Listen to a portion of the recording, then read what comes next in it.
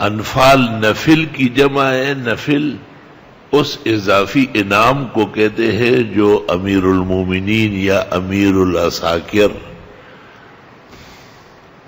کسی بھی سپاہی عسکری یا فوجی کو بہترین طریقہ کار جہاد کے نتیجے میں انعام و اکرام کے طور پر دیتا ہے.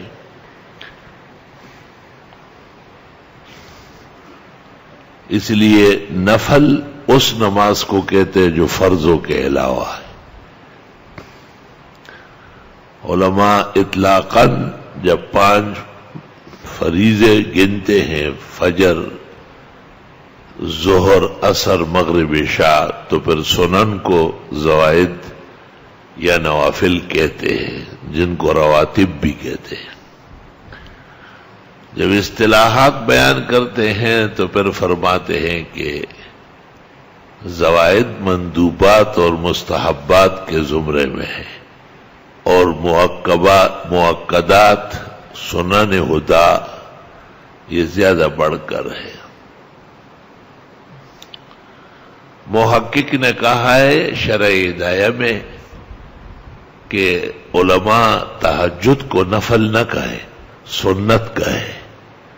سنت کا مقام ذہن میں بڑھ کر ہے اور نفل تو ایک عام اضافی چیز کا نام ہے.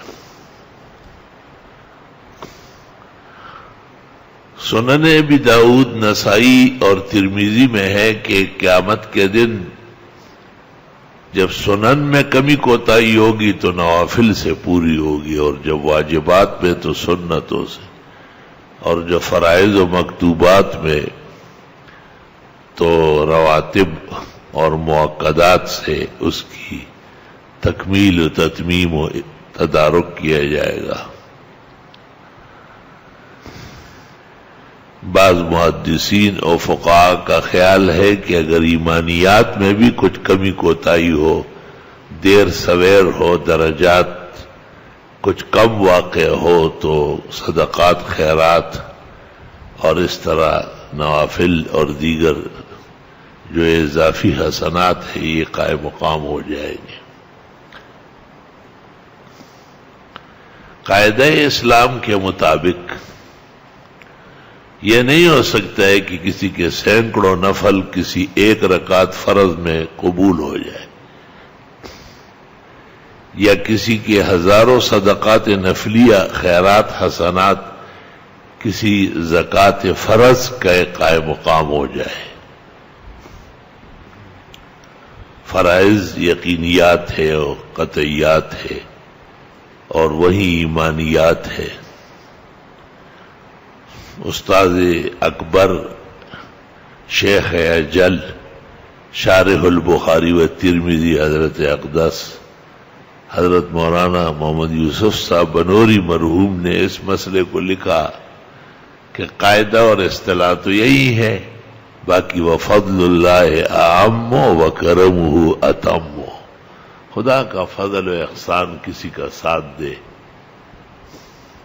وہ اس کا اپنا فضل و کرم ہے. علماء نے اس سے یہ استدلال بھی کیا ہے تقریباً اہل سنت ائمہ نے کہ عبادات بدنیہ میں نیابت نہیں ہوتی. کسی کی نماز رہ گئی یا کوئی اس کی جگہ پڑھ لے یہ قابل قبول نہیں ہے. کسی کا روزہ رہ گیا ہے کوئی روزہ رکھ لے یہ نہیں ہو سکتا. یہ عبادات محضہ ہے. ہاں زکوٰۃ میں مبادلہ جائز ہے اور حج چونکہ مجموعہ ہے دونوں عبادتوں کا تو عاجز ان ارتکاب الحج کے لیے نیابتاً حج بدل کی اجازت دے دی گئی.